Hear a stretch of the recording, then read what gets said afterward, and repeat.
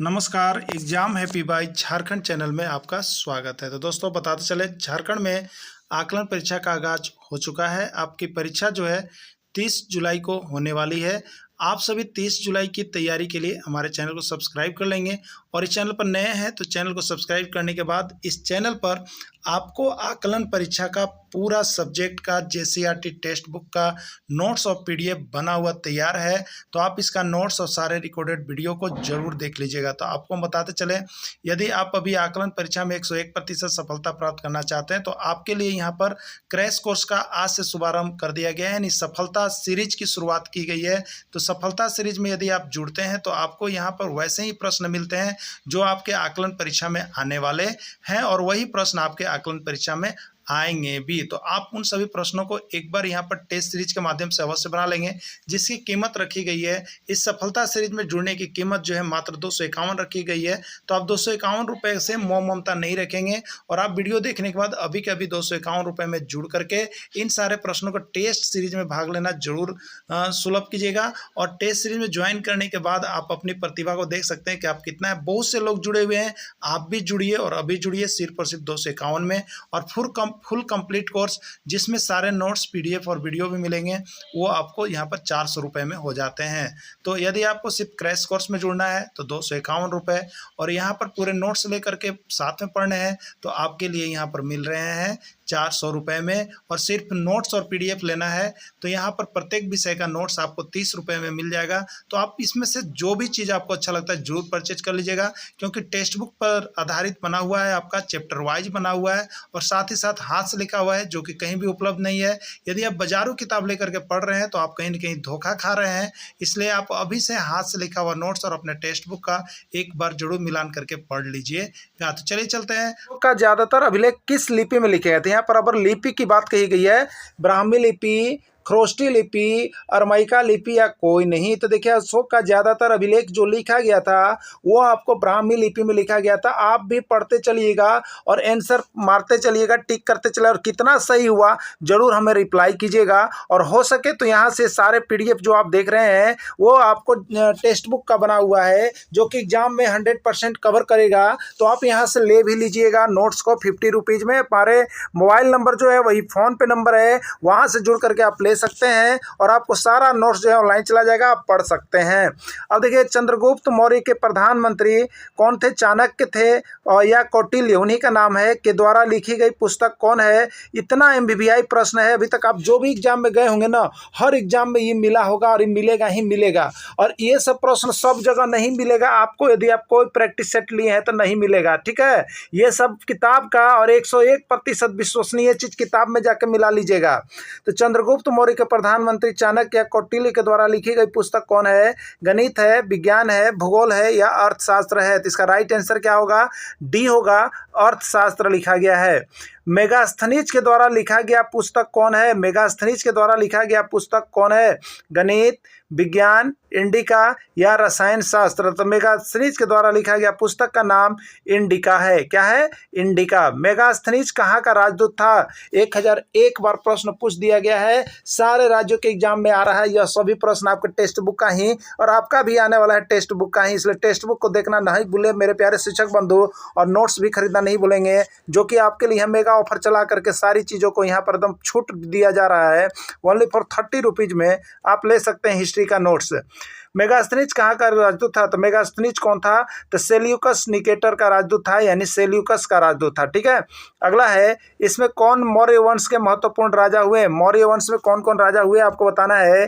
चंद्रगुप्त मौर्य, बिंदुसार, अशोक या सभी? तो देखिए, मौर्य वंश के जो सबसे महत्वपूर्ण राजा हुए, प्रतापी राजा हुए, इसमें 3 गो का ही नाम आता है, चंद्रगुप्त मौर्य, बिंदुसार और अशोक। यानी इसका राइट आंसर जो हो जाएगा डी, यानी सभी।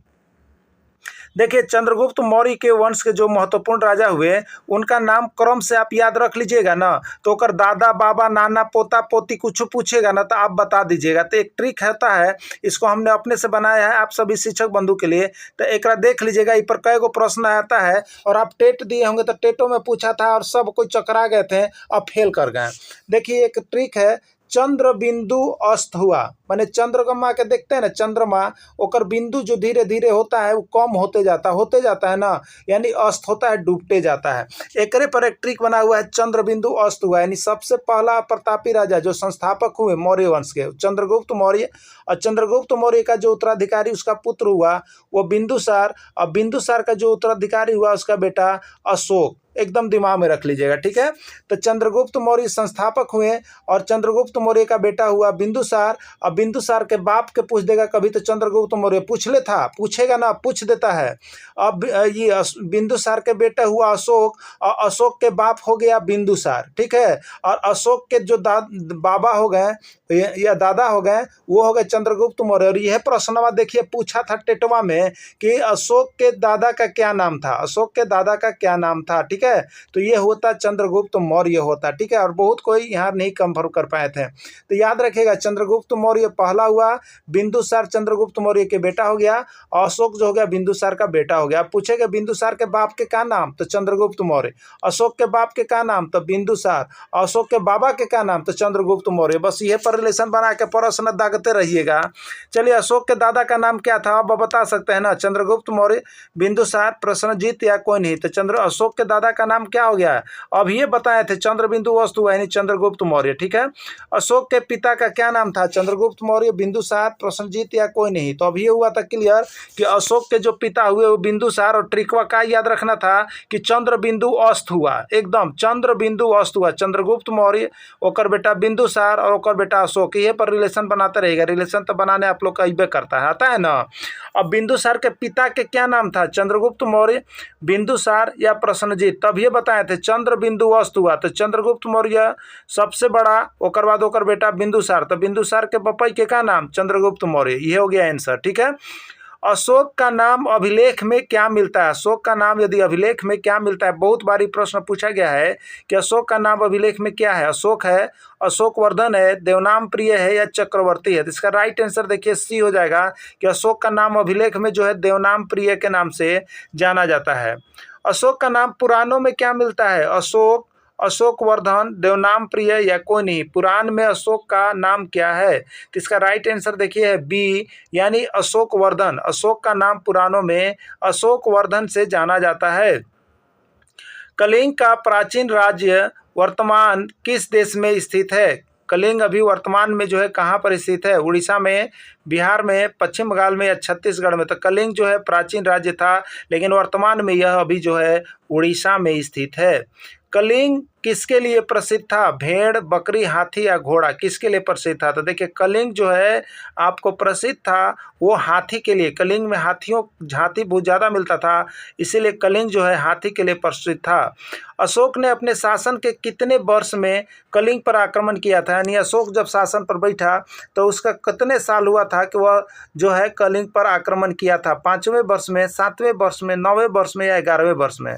तो देखिए इसका राइट आंसर हो जाएगा अशोक जो है अपने शासन के 9वें वर्ष में जो है कलिंग पर आक्रमण किया था।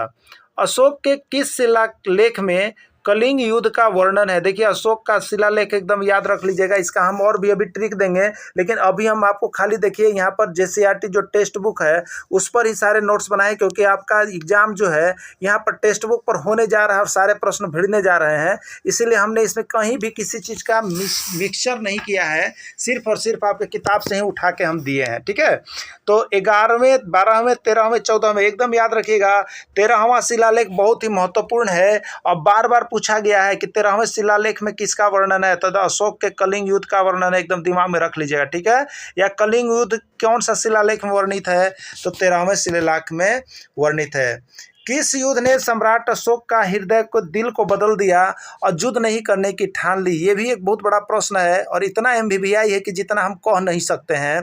तो किस युद्ध में सम्राट ने अशोक के हृदय का दिल बदल दिया और युद्ध नहीं करने का ठाना, कलिंग युद्ध, नरसिंह युद्ध, चंदेरी युद्ध या घाघरा का युद्ध। तो देखिए अशोक ने यहाँ पर अपने शासन के 9वें वर्ष और 13वें शिलालेख में जो वर्णन है कलिंग युद्ध, यही ऐसा युद्ध हुआ कि उन्होंने सामने से देखा कई माताएं और बहनें रो रही है, कितनी के पत्नी रो रही है, किसी के बेटा रो, खून की धारा बह रहा था। और उसके बाद यह सब देखने के बाद अशोक का जो है दिल एकदम बदल गया, दिल पिघल गया और उसने जो है आज के बाद यहाँ पर जो है युद्ध नहीं करने की ठान ली और बौद्ध धर्म के अपना लिया। उसी समय से इसके बाद युद्ध नहीं किया। तो यही कलिंग युद्ध था, यही कलिंग युद्ध का नरसंहार था जहाँ अशोक का दिल बदल गया। अशोक ने कौन सा धर्म अपना लिया? देखिए अभी बताए थे कि अशोक ने जब दिल बदला तो यह एक धर्म को अपनाया। वो कौन सा धर्म था? जैन धर्म, बौद्ध धर्म, ईसाई धर्म या सौ धर्म? तो इसका राइट आंसर जो है अशोक ने जो धर्म अपनाया वो आपका देखिए यहाँ पर है बौद्ध धर्म। कौन धर्म? बौद्ध धर्म। अशोक के पुत्र का नाम क्या था? महेंद्र, हरेंद्र, वीरेंद्र या सभी? तो अशोक के पुत्र का नाम देखिए याद रखिएगा महेंद्र था। अशोक के पुत्री का क्या नाम था? संघ, संघमित्रा, अमरावती या प्रियदर्शी? तो अशोक के पुत्री का नाम जो था संघमित्रा। क्या नाम था? संघमित्रा, जिसको प्रचार करने के लिए भी भेजा गया था। ठीक है। अशोक के पुत्र एवं पुत्री को बौद्ध धर्म के प्रचार के लिए कहाँ भेजा था? देखिए यही अशोक जो हुआ जो बौद्ध धर्म के अंतर्राष्ट्रीय पहचान दिवाया था, जहाँ पूरे जगहों पर जाकर के बौद्ध धर्म को फैलवाया। तो अशोक के पुत्र एवं पुत्री बौद्ध धर्म के प्रचार के लिए कहाँ गए थे? बहुत बार पूछ दिया गया है। पाकिस्तान गए थे, अफगानिस्तान, श्रीलंका या कोई नहीं? तो आपको बता देते हैं अशोक के पुत्र एवं पुत्री, पुत्र महेंद्र और पुत्री संघमित्रा बौद्ध धर्म के प्रचार के लिए गए। कहाँ पर गए? श्रीलंका गए थे। कहाँ गए थे? श्रीलंका। अशोक के उत्तरापथ प्रांत की राजधानी कहाँ थी? तक्षशिला, उज्जैनी, तोसली या स्वर्णगिरी? ठीक है। तो अशोक का देखिए जो उत्तरी पथ जो प्रांत था उसका राजधानी जो था आपका तक्षशिला था। कहाँ था? उत्तरी पंथ की राजधानी तक्षशिला थी।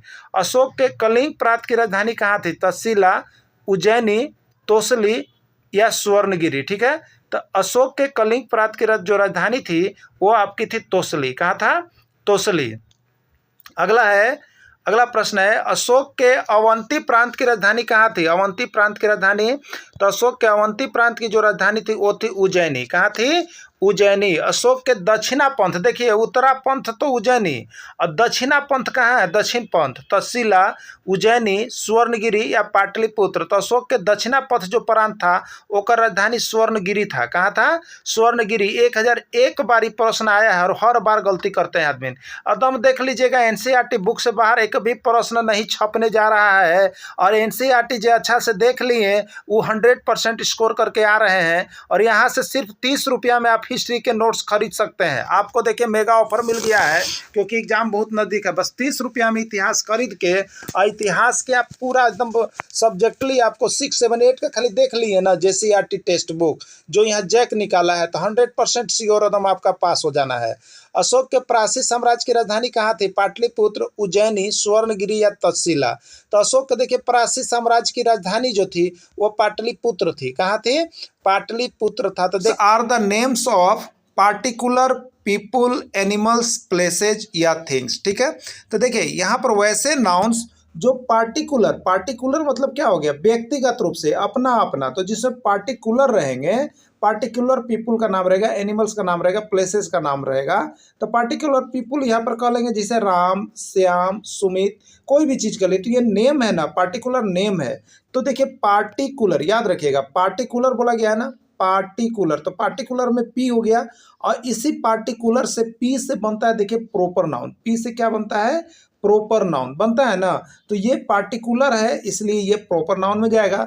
जो कॉमन होगा वो कॉमन नाउन में जाएगा। दो नाउन को एकदम क्लियर रख लीजिएगा। ठीक है। और ये प्रॉपर में क्या होगा? तो पर्सनली नेम होगा किसी चीज़ का ना। अगर वेजिटेबल की हम बात करें तो वेजिटेबल ये जो है आपका कॉमन नाउन है। वेजिटेबल की यदि हम बात करें तो वेजिटेबल्स आपका कॉमन नाउन होगा। ठीक है, कॉमन नाउन होगा। लेकिन यही हम यहाँ पर वेजिटेबल्स का नाम ले लें तो वो आपका प्रॉपर नाउन हो जाएगा। ठीक है। तो इस तरह से आपको यहाँ पर याद रखना है कि जिसमें कॉमन है कॉमन नाउन और जो पार्टिकुलर है वो प्रॉपर नाउन होता है। ओके, चलिए अगला है a group of collection of persons, animals और थिंग्स टेकन टुगेदर। ठीक है। तो देखिए यहाँ पर क्या कर रहा है? एक ग्रुप ऑफ कलेक्शन, यानी ग्रुप मतलब क्या हो गया? समूह हो गया। समूह हो गया मतलब किसी भी चीज़ का, चाहे वो पर्सन का ग्रुप कलेक्शन करें, एनिमल्स का ग्रुप कलेक्शन करें या किसी वस्तु का ग्रुप्स कलेक्शन करें। यदि ग्रुप का कलेक्शन आप कर रहे हैं, ग्रुप का कलेक्शन कर रहे हैं तो देखिए आप क्या कर रहे हैं? तो ग्रुप का कलेक्शन कर रहे हैं मतलब समूह बना रहे हैं। ठीक है। एक ग्रुप का कलेक्शन कर रहे हैं। तो कलेक्शन में क्या हो रहा है, देखिए आपको यहाँ पर दे रहे हैं ग्रुप ऑफ कलेक्शन, तो कलेक्शन में सी हो गया और इसी सी से क्या हो जाएगा, तो यहाँ पर हो जाएगा आपका ग्रुप ऑफ कलेक्शन, मतलब यहाँ पर कलेक्टिव नाउन हो जाएगा। क्या हो जाएगा, कलेक्टिव नाउन हो जाएगा, समूहवाचक संज्ञा हो जाएगा। तो जिसमें समूह बन रहा हो, ग्रुप बन रहा हो, उसको हम लोग समूहवाचक संज्ञा कहेंगे। और यहाँ पर कलेक्शन ऑफ पर्सन, किसी का ग्रुप का कलेक्शन किया जा रहा है, जैसे लड़का का ग्रुप हो, लड़की का ग्रुप हो, पुलिस का ग्रुप हो, बुढ़ा का ग्रुप हो, कोई भी ग्रुप बन रहा है। तो ग्रुप जो होता है दो या दो से अधिक पर्सन से ही बनता है। तो जिसमें दो या दो से अधिक व्यक्ति हो जाए, वस्तु कहीं भी आ जाए, तो वो भीड़ हो गया। और यहाँ पर उसी को हम लोग क्या कहेंगे, आपको कलेक्टिव नाउन कहते हैं, समूहवाचक संज्ञा कहते हैं। तो ये कलेक्टिव नाउन के अंतर्गत जाएगा। इसका राइट आंसर सी हो जाएगा। अगला प्रश्न है, identify the type of underline words. ठीक है, आपको जांच करना है और बताना है कि ये जो अंडरलाइन वर्ड्स है वो कौन सी संज्ञा है। ठीक है, आपको अंडरलाइन वर्ड्स कौन सी संज्ञा आपको बताना है। ठीक है, तो चलिए प्रश्न है, Sohan opens the door. Sohan opens the door, यहाँ पर सोहन में अंडरलाइन किया गया है। तो सोहन कौन सा नाउन होगा, आपको बताना है कि सोहन कौन सा नाउन है। कॉमन नाउन है, कलेक्टिव नाउन है, प्रॉपर नाउन है या अब्स्ट्रैक्ट नाउन है। ठीक है, तो Sohan is particular person. Sohan is particular person, यह एक पार्टिकुलर प्रॉपर है, इसलिए यह जो है पार्टिकुलर पर्सन में है, एक खास व्यक्ति है जिनका नाम दिया हुआ है। तो किसी भी प्लेस का नाम, किसी भी आदमी का नाम दिया हुआ रहेगा, तो उसको देखिए हम लोगों को लेना है प्रॉपर नाउन में। तो Sohan is particular person is called proper noun. इसको हम लोग किस में डालेंगे, प्रॉपर नाउन में डालेंगे। अगला प्रश्न हो जाएगा, the book is very useful. The book is very useful, तो ये जो यहाँ पर अंडरलाइन वर्ड्स बुक है, ये कौन सा नाउन है आपको पता करना है। ठीक है, कॉमन नाउन है, प्रॉपर नाउन है, कलेक्टिव नाउन है या अब्स्ट्रैक्ट नाउन है। ठीक है, तो देखिए बुक क्या चीज है, तो बुक इज कॉमन। क्या है, book is common in all subject ना। जैसे आपसे कोई पूछेगा आपने कौन सा बुक लिया, तो कोई बोलेगा फिजिक्स। आपने कौन सा बुक लिया, तो कोई बोलेगा केमिस्ट्री। आपने कौन सी पुस्तक ली है, कोई बोलेगा हिंदी। तो सभी में देखिए बुक जो है वो कॉमन हो रहा है। तो जिसमें बुक लिखा हुआ है स्पेशल, केवल बुक लिखा हुआ रहेगा, तो वो कॉमन होता है, इसलिए कॉमन नाउन में जाएगा। लेकिन बुक का यदि नाम दे दे, बुक का नाम दे दे, तो वो आपको किस में जाएगा, प्रॉपर नाउन में चला जाएगा। तो अभी का जो आंसर यहाँ पर बोला गया है, the book is very useful, ये बुक को अंडरलाइन किया गया है। तो बुक जो होगा आपका कॉमन नाउन होगा, क्योंकि किसी भी किताब, किसी भी पुस्तक का नाम में बुक लगेगा। ठीक है, चलिए अगला है, honesty is the best policy. Honesty is the best policy, और होनेस्टी पर आपका अंडरलाइन किया गया है। तो ये कौन सा वर्ड्स है होनेस्टी, आपको बताना है। कौन सा नाउन है आपको बताना है, proper noun, common noun, abstract noun या कलेक्टिव नाउन। ठीक है, तो honesty is the best policy, ये proper noun, common noun, abstract noun या कलेक्टिव नाउन क्या होगा। ठीक है, तो देखिए होनेस्टी क्या होता है। होनेस्टी जो होता है यह क्या है, एक क्वालिटी है। एक क्या है, क्वालिटी है। एक क्या है, आइडिया है। इट इज नॉट टच ना, do not touch and felt ना, ओनली फॉर फेल्ट। इसको हम केवल क्या कर सकते हैं, अनुभव कर सकते हैं ना, तो इसको हम दिखा सकते हैं नोट सी, और ना ही इसको हम क्या कर सकते हैं, टच कर सकते हैं। तो वैसी चीज़ें जिसमें क्वालिटी आ रही हो, वैसे नाउन्स जिसमें क्वालिटी आ रहे हो, तो वो आपका यहाँ पर ऑनेस्टी एक क्वालिटी है, एक आइडिया है, यह चला जाएगा आपका अब्स्ट्रैक्ट नाउन में। ठीक है, किस में चला जाएगा, अब्स्ट्रैक्ट नाउन में। यानी वैसी संज्ञा जिसको हम देख नहीं सकते हैं, जिसको छू नहीं सकते, जिसको हम कुछ बता नहीं सकते हैं, only for felt, only for अनुभव कर सकते हैं, ओनली फॉर एक गुण आपको देखार हो सकता है, वो सभी अब्स्ट्रैक्ट नाउन में चले आते हैं। Neha comes from Patna. Neha comes from Patna, Neha जो है पटना से आती है। ठीक है, ये कौन सा नाउन है जिसमें आपको नाउन का अंडरलाइनिंग जो है ये पटना पर किया गया है। प्रॉपर नाउन है, कॉमन नाउन है, कलेक्टिव नाउन है या अब्स्ट्रैक्ट नाउन है। पटना कौन सा नाउन है, देखिए पटना इज द पार्टिकुलर ना, Patna is the particular name of noun ना, और नेम ऑफ प्लेस यहाँ पर कर सकते हैं। तो जिसमें पार्टिकुलर प्लेस होगा, स्पेशल खास करके आपके लिए पार्टिकुलर प्लेस जिसमें आ रहा है, तो वो सभी जो जाएंगे प्रॉपर नाउन में जाएंगे। तो ये आपका प्रॉपर नाउन में हो जाएगा। कोई भी प्लेस का नाम हो, मेंस का नाम हो पार्टिकुलर रूप से, तो वो सभी प्रॉपर नाउन में चले जाते हैं। The Indian team on the match, यहाँ पर कहा जा रहा है कि the Indian team on the match, यानी भारतीय टीम जो होता है वो मैच को जीत गया है। क्या किया? मैच को जीता। तो ये कौन सा इंडियन टीम यानी टीम जो है ये कौन सा नाउन है आपको बताना है। प्रॉपर नाउन है, कॉमन नाउन है, कलेक्टिव नाउन है या एब्स्ट्रैक्ट नाउन है। ठीक है, तो देखिए टीम क्या चीज होता है बताइएगा। टीम क्या चीज होता है? The team is the group of players. Team is the group of players यानी खिलाड़ियों का जब 10-11 खिलाड़ी या 2 से अधिक खिलाड़ी होते हैं तो उसको कहते हैं कि हमने फुटबॉल का टीम बनाया, हमने हॉकी का टीम बनाया, हमने कैरम का टीम बनाया, हमने बैडमिंटन का टीम बनाया। ठीक है, तो टीम यानी 2 से अधिक हो गया। तो जिसमें 2 से अधिक, 3 से अधिक व्यक्तियों का समूह होता है उसको हम लोग क्या कहते हैं? तो उसको हम लोग कह लेते हैं कलेक्टिव नाउन। क्या कहते हैं उसको? Collective noun. इसलिए टीम जो है वो आपका कलेक्टिव नाउन में चला जाएगा। टीम जो होता है ग्रुप ऑफ प्लेयर्स होता है, प्लेयर्स का एक समूह होता है, इसलिए यह जो है कलेक्टिव नाउन में चला जाएगा। The girls are sitting in the library. लड़कियां जो है कहाँ बैठी हुई है? लाइब्रेरी में बैठ रही है। तो the girls are sitting in the library, girls पर लगा हुआ है मार्क चिन्ह। ये कौन सा नाउन है? Proper noun, common noun, collective noun या एब्स्ट्रैक्ट नाउन। ठीक है, तो देखिए गर्ल्स, गर्ल्स क्या है? ये कॉमन है, ये कॉमन है इस पूरे सेंटेंस के लिए।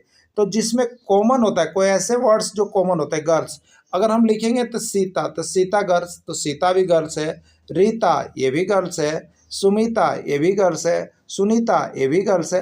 तो ये गर्ल्स सभी में कॉमन लग रहे हैं, गर्ल्स सभी में क्या लग रहे हैं? कॉमन लग रहे हैं, इसलिए कॉमन होगा। लेकिन यही अगर सीता की बात करें, रीता की बात करें तो ये सभी प्रॉपर नाउन में चले जाएंगे। ठीक है, तो जिसमें कॉमन हो, गर्ल्स यहाँ पर सारे में कॉमन होगी, इसलिए इसको हम लोग क्या करेंगे? यहाँ पर कॉमन है तो कॉमन नाउन में चला जाएगा। अगला है Ramesh take gold loan. Ramesh ने यहाँ पर क्या किया है? सोना लोन लिया है। ठीक है, गोल्ड लोन बहुत लोग लेते थे। गोल्ड क्या चीज है? आपको अंडरलाइन किया गया है कि गोल्ड क्या है। प्रॉपर नाउन है, कॉमन नाउन है, मटेरियल नाउन है या एब्स्ट्रैक्ट नाउन है। ठीक है, तो देखिए आपको हम बता देते हैं जितनी भी मेटल की चीजें हैं, जितनी भी मेटल की चीजें होती है, मेटल की चीजें वो सभी जो है मटेरियल नाउन में जाता है। ठीक है, मेटल की चीजें जिसमें आपको गोल्ड हो गया, सिल्वर हो गया ना, गोल्ड भी जाएगा मटेरियल नाउन में, सिल्वर भी जाएगा मटेरियल नाउन में, और यहाँ पर बात करें आयरन, लोहा, लोहा भी जाएगा मटेरियल नाउन में। तो ये सभी जो है आपका मटेरियल नाउन में चला जाएगा, ये आपका राइट आंसर होगा। ठीक है, चलिए अगला है यहाँ पर द वाटर सोल्ड आर 10 पर रुपीज लीटर ना। जो वाटर बेचा जाता था कैसे? तो 10 रुपये प्रति लीटर। इसमें वाटर पर मार्क लगा हुआ है। वाटर कौन सी संज्ञा है आपको बताना है। Proper noun, material noun, collective noun या कॉमन नाउन। तो वाटर क्या हो जाएगा?